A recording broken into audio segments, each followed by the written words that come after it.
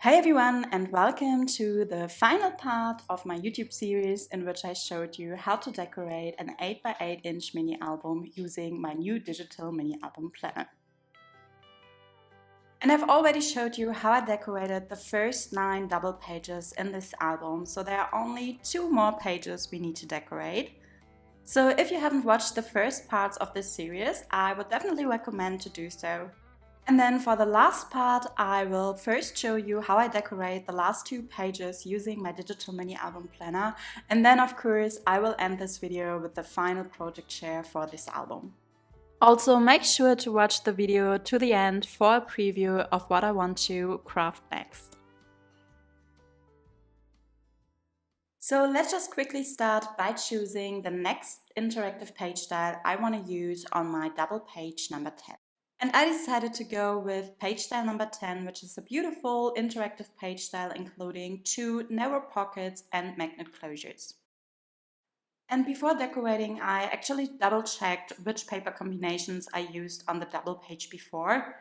Because like I said in my previous video, I really don't like using the same pattern papers or combinations which I have already used on the previous double page.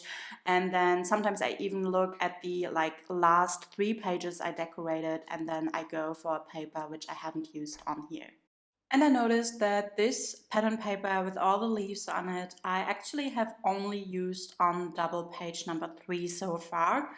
So that's the first paper I wanted to use on this double page. However, as I said in my last video, I really don't like that pattern paper so much. So I was looking for a way to break it down a little. And that's why I actually decided to cut it in half by cutting it diagonal so that I have another opportunity to add another pattern paper. And this way the pattern paper with the leaves is not as dominant. And when cutting pattern papers like this, I really like when it actually works out that I can use the back side of this pattern paper as well, because I have already cut it like in this triangle shape and I have another one which I then can use the back side of. And with this pattern paper, it was this beautiful green color on the back side, so that worked very well. And then I chose the same green pattern paper or like solid paper for the flaps of the pockets on my interactive page style. And then for the pockets, I actually thought that this would be great to include some 6x6-inch pattern papers, because I also got the 6x6-inch paper pad, and there are actually patterns included in the 6x6-inch paper pad which are not included in the 12x12-inch collection kit. And I really like the papers here with the dots, so I thought I could just use them on here. However, I then noticed that it actually wouldn't fit because you can only see paper in the size 6x6 inches, but the papers have to be a little bit larger because you also have the papers attached to the cardstock, which is underneath the flaps. So I will just show you what I mean by that in a minute. But first I chose to include a scallop frame on the right pocket here so that I could also add one of these journaling cards from the collection, so that I have a decorative element or an illustration going with this double page. And I actually went for this 6x6-inch pattern paper, which includes the 4 illustrations of these Australian animals. So yeah, I just cut it down, and then I was actually choosing the wombat here because I haven't used it that much. So I have only used it on the page style with interactive page style number 15. So yeah, I just cut it down to size, and then I noticed that this frame wouldn't really work. So I actually had to change the frame and then also change the size of my scallop frame, which is no problem at all because, as you might already know, I always use this planner, and then it's so easy to actually cut out my scallop frames by using my silhouette cutting machine. And then, as I said, I noticed that these pattern papers with the dots wouldn't actually work. So I was double checking by also grabbing my open page style number 16. And here you can perfectly see that, pattern paper in the size 6x6 inches are a little too small to add on these pockets. And with the magnet closures, I really wanted this pattern paper to actually cover the area in which I attach my magnet. So I actually slid it to the top, and that's where I want to attach it. And now I was looking for something to add on the bottom of the pockets, which would fit well with the paper combinations, and also, yeah, so that I can make sure that I actually have this cardstock element completely covered with pattern papers. And what I found is this beautiful leaf sticker strip from the sticker sheet, which I got with the collection. And yeah, it really worked perfectly. And again, I really love this planner for things like this, because it would be much harder to find a possibility and find something which actually fits, and like estimating if it would fit before cutting it down when not having this digital opportunity. So yeah, I just added this here on the bottom, and then I also wanted this to be like more visible, and I thought it would be great to just have like this scallop border to actually divide it from the other pattern paper. And I have to say, I really like the look of this strip with a scallop border here on the bottom, which is something I would have never done, but because the dotted paper wouldn't fit, I had to figure out a way. But now I think like this is a decorative element which I could add to other interactive page styles as well, because I think it looks really nice. And with the pink color on the journaling card, I actually would have also liked another paper combination on the left side. So instead of using the green pattern paper, I could have also used this pink plate pattern paper. I think this would look really, really nice, but again, I try to be a little bit mindful with how many papers I use, and yeah, I didn't want to cut another pattern paper.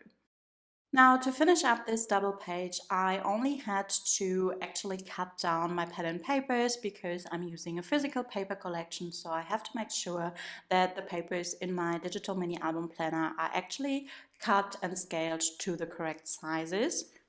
So I grabbed the cutting mat for page style number 16, and then there was actually just one pattern paper I had to cut down, and using this template, because for the other pattern papers I already know that yeah, it looks correct, because with the solid papers you don't have to worry about scaling. It will always look the same, or like quite the same. So yeah, it was just the pattern paper with the leaves which I had to cut down, and as you can see now that it's correctly cut, the patterns are much larger, and that is what it looks like in the end. And with that, we can already decorate our last double page. And of course, the page style I chose for this double page is my interactive page style number 1. So if you have watched previous project shares of mine, then you already know that I usually would add my interactive page style to the inside of the front cover. But with this album, I actually didn't want to do that, and I chose another page style for the inside of the front cover. But now for the inside of the back cover, I'm actually going with page style number 1 again, because it's such a beautiful page style, and I really love to include like this larger pocket somewhere in my album, because it's such a great way to include some more maybe loose photos, or other documents would also fit in here. And then there is actually something very special I did with this album and with my page style number 1. So it's not the regular page style number 1 I chose here, but this is something I will show you when I show you the album at the end of this video. And then because the last page is also the backside of a basic page, I will also add an interactive page style on here. So as you know, I don't really include interactive page styles on my page flaps, but I do include them on the basic page. So the last double page always includes 2 interactive page styles in my albums. And I didn't want this page style to be very like thick or heavy, so I just went for my interactive page style number 13. And this page style is actually perfect to use another one of these greeting cards I got with the collection kit. And these greeting cards are in the size 5x7 inches, so I have to trim them down a little to fit on this interactive element here. So yeah, I was looking for a card which I haven't used in this album yet, and first I thought I would go with this wombat card, but again, because I've already used it on the previous page, double page, I wasn't quite sure, and then I first changed the background, and then I was actually looking for another card to use.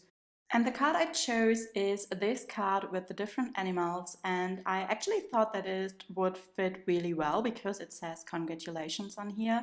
And with the other cards in this album, I did have to cover up the sayings or greetings because they didn't fit with the album. But as I want this double page to be the last page in a first year baby album, it actually is fine to leave the congratulations on here because then you can just add a photo of the first birthday of this baby. And because there's a lot of going on this greeting card already and there are a lot of colors and illustrations, I actually didn't want to add too much to the interactive page style #1 on the right side here. So I chose this pattern paper with a koala in the corner. And this is actually perfect because there's no koala on the left side. And then for the flap of the pocket, I chose the same pattern paper and only used these wood panels. And then I was actually looking for like other embellishments or cutouts or ephemera pieces to use on here. But then again, I kind of felt like it's already done and it looks nice like this. So sometimes I really decorate my pages easy and sometimes I add a lot of different decorative elements. But yeah, with this double page, I was actually quite happy with what it looked like. And then I only had to check for the correct scaling and sizes of these pattern papers. So again, I grabbed my cutting mat for interactive page style #1. And as you can see, I was actually looking for the pattern paper in my digital paper stash, and then I remembered that I actually cut it down because I thought I would only use the illustration of the koala and not the whole paper. But you can always change like these cut downs. So I just grabbed it and then I enlarged it to have the full pattern paper, and then I cut it down to pattern paper number B for the pocket. And that's when I noticed that unfortunately my koala had to be like cut off a little and it didn't look as I wanted it to look. But that was totally fine because, as I said, I did something different with interactive page style #1. So at the end, I actually enlarged the whole pocket because it was added to the inside of the back cover, so I could make it larger. So again, you will see that in my project share in a minute. And then for the pattern paper I wanted to use on the top of the pocket, I could actually perfectly see how it would look like so that the image from the bottom of the pocket is continued on this flap here. And it worked really well because you can just align the paper with the paper on the bottom. And then as you can see, you still have like the top of the leaf here, and this gives you like the whole look of this pattern paper attached to the pocket with the flap closure. And then for page style #16, I also checked for the card I want to use here because I just estimated the size, but to really see what it looked like, you would have to go with the actual template. And I could have used my cutting mat for page style #13 here, but just because it was a little quicker, I just locked my page in place and then I used the pocket itself as the template to cut down the card. Now that's what the last double page looks like in my digital mini album planner. And now, as promised, you will get to look at the final finished album. And because I already talked about every page in this series and why I decorated them the way I did, I will just play some music for you and you can just enjoy the project share of this beautiful 8x8-inch mini album. It's just for the last double page that I actually will come back and talk to you about what I did on here.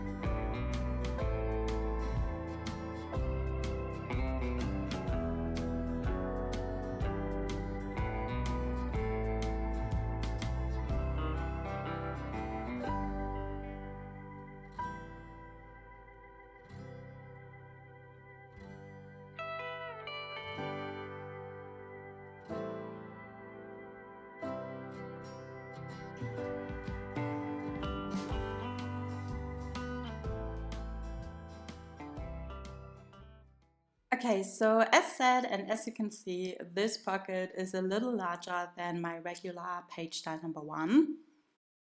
This way the koala also fitted a little better, and as I said, because it's attached to the inside of the back cover, I could actually make it larger.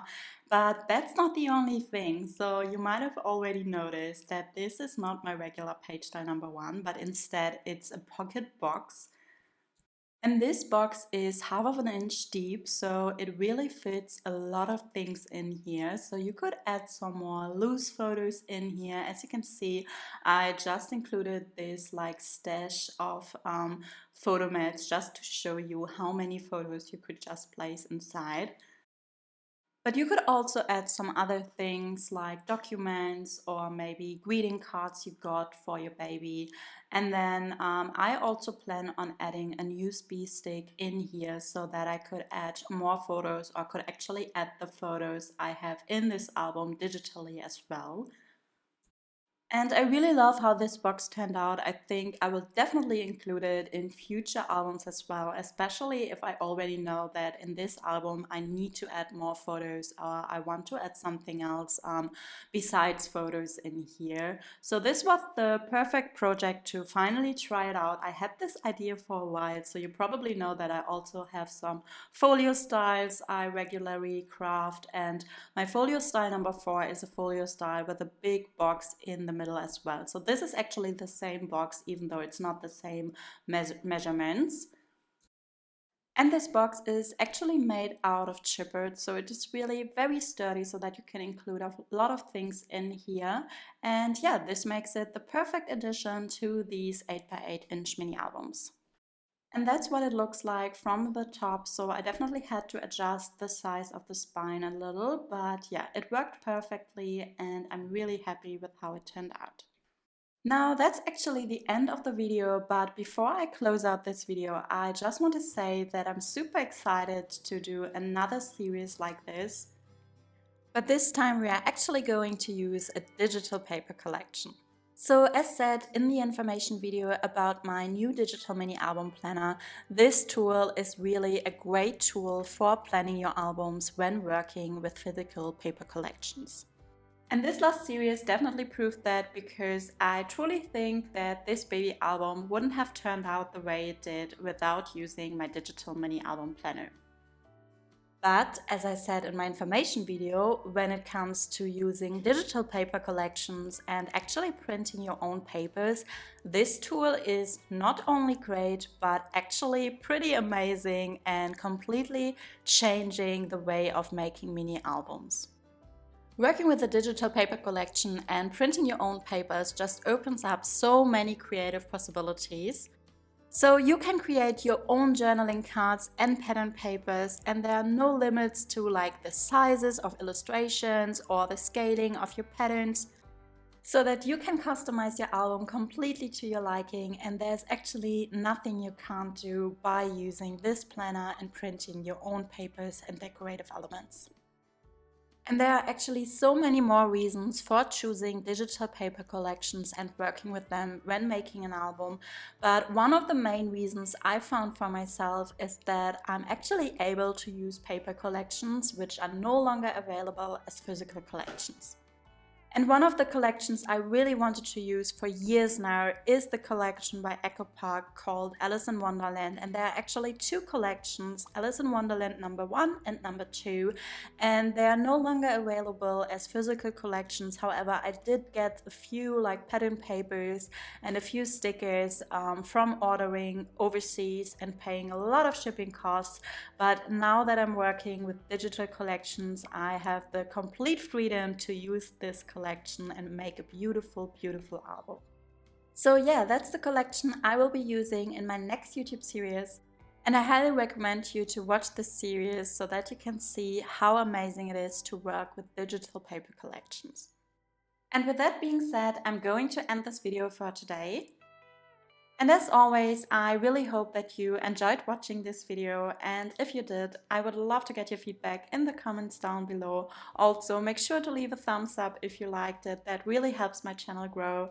And then I hope that you're having a great day, and I would love to see you in my next video. Bye!